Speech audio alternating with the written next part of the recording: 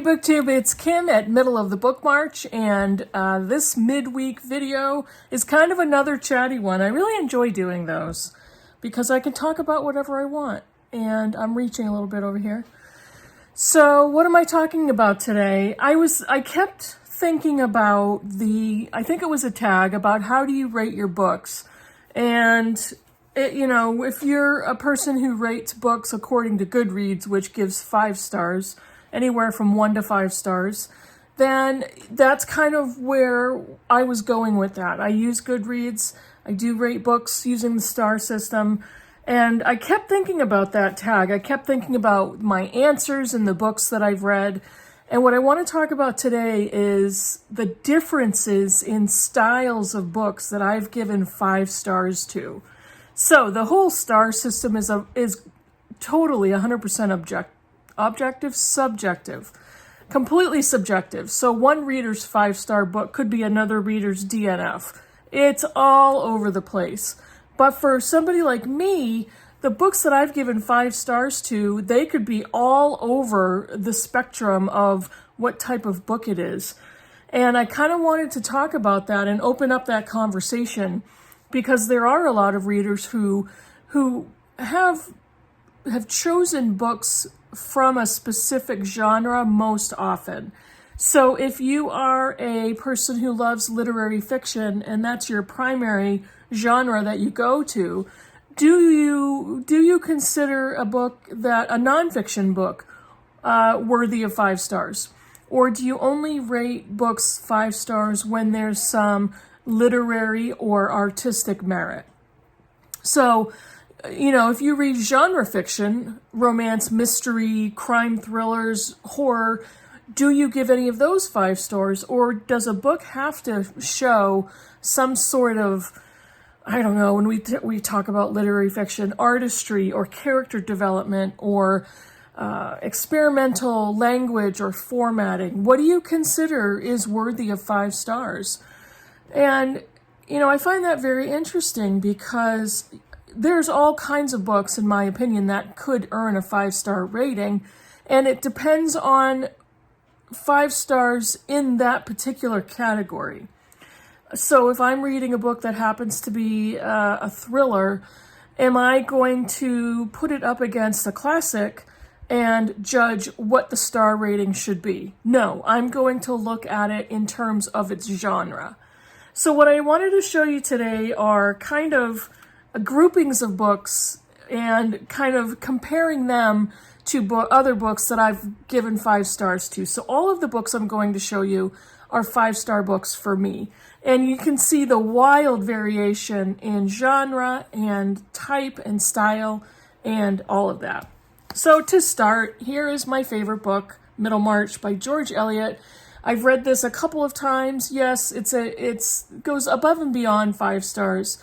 So I can't read Middlemarch and then read a thriller that I would love to give 5 stars to and compare them to each other because they're not in the same universe of genre or style or anything.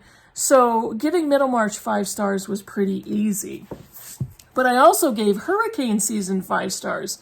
Hurricane Season by Fernanda Melchor, translated from the Spanish by Sophie Hughes. This book is wildly different than Middlemarch, but to me, it was brilliant. This is a novel talking about femicide in Mexico.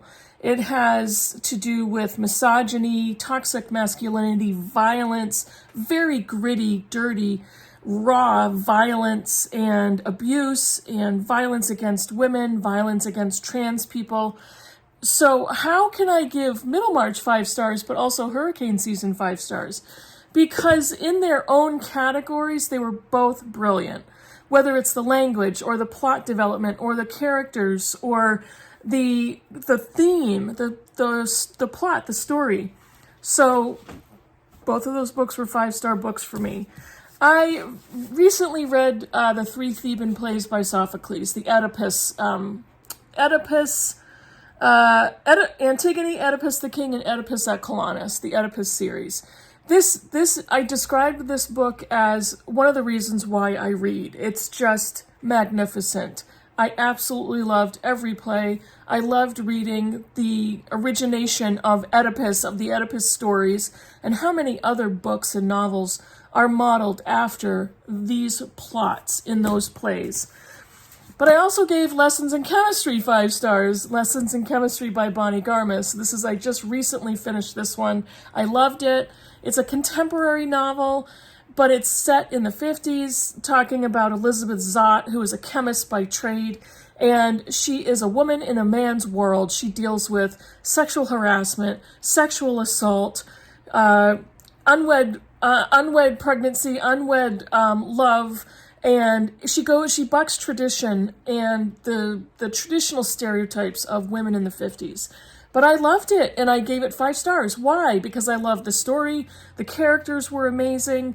I loved Garmis's technique in developing her narrative, and I thought the ending was very satisfying. It may have been a little bit contrived to some people, but that's okay. I loved it. Now these two, these two are a weird pairing. But I loved Wicked by Gregory Maguire, and I read this many years ago. I read it a couple of times, and for me, this is one of the first books I ever read that was kind of a retelling. This was published in 1995. This was one of the first books that I read that was kind of a true retelling of an earlier story. This is, of course, the retelling of The Wizard of Oz and The Wicked Witch of the West. And I loved it. I loved the story. I loved his imagination. I loved the reimagining of Glinda the Good Witch, and I can't pronounce her name. Why can't... Elphaba, the Wicked Witch of the West? Elphaba. But it's a reimagining of those characters, and I thought it was so unique and imaginative, and I loved the fantasy aspect of it. But I also gave a book 5 stars that was a book that I read for seminary, and it's it's nonfiction. The Jews in the Time of Jesus, an introduction by Stephen M. Weiland. What? This was such an excellent resource for me when I was in seminary. It's so instructive, but so readable, and provided so much information that I actually used this in many, many papers as resource material.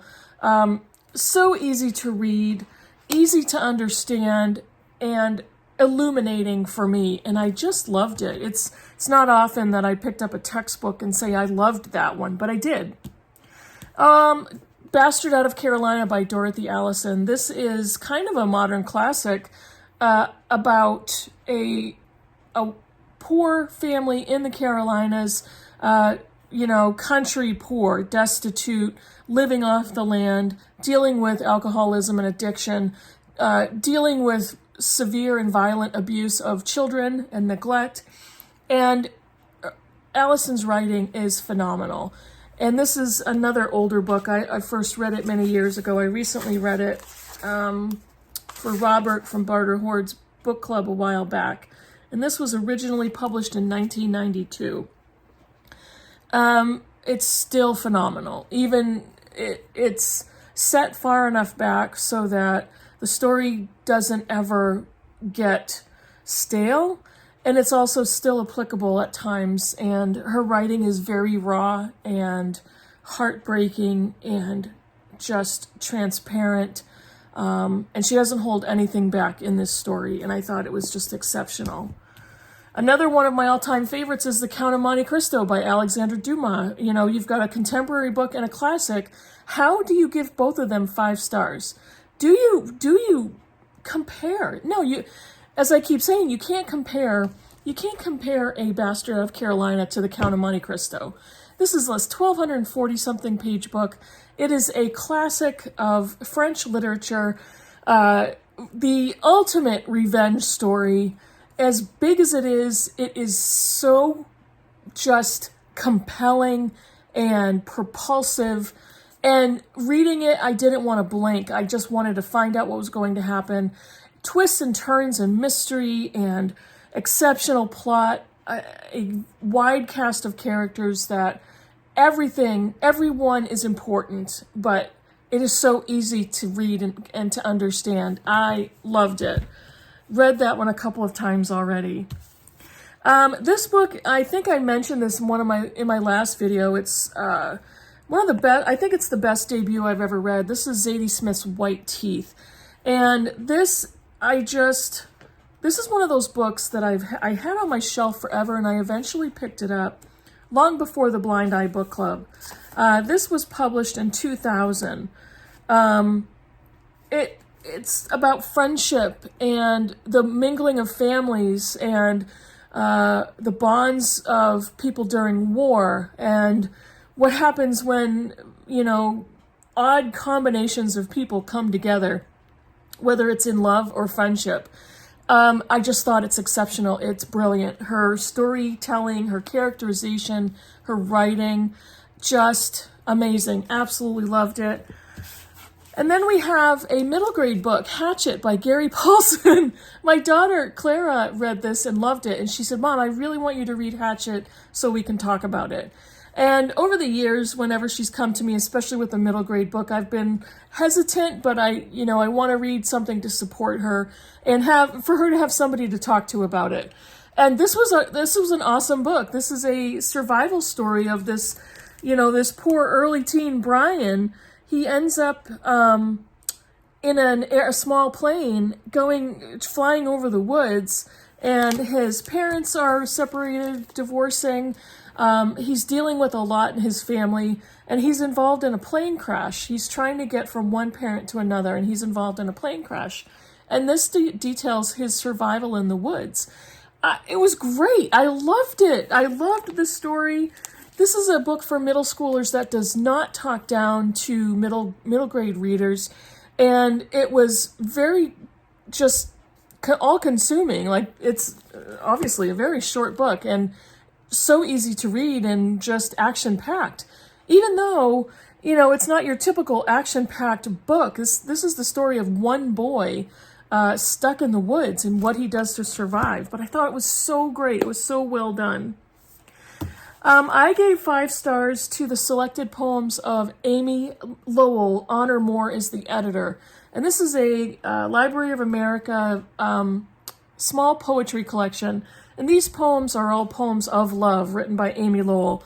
And they're beautiful. And, me as a kind of a reluctant poetry fan here and there, for the most part, there were a few poems she wrote about China that I just didn't understand, and some of them were very pretty, but I didn't understand why they were in this particular collection.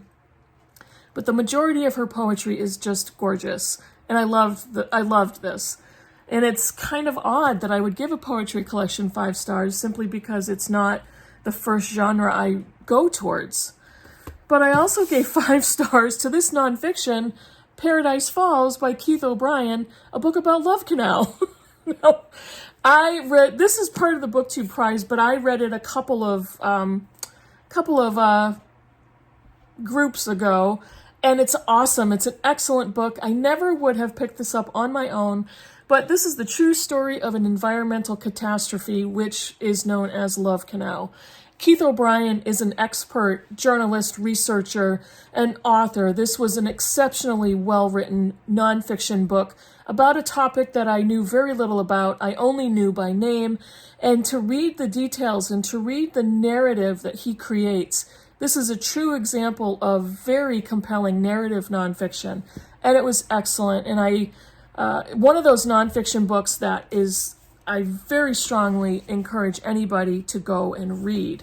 Even if you never thought, I never thought I would pick up a book about Love Canal, but it's great. It's exceptional. So those are some examples of 5-star books for me, and they're all over the map of what type of book they are.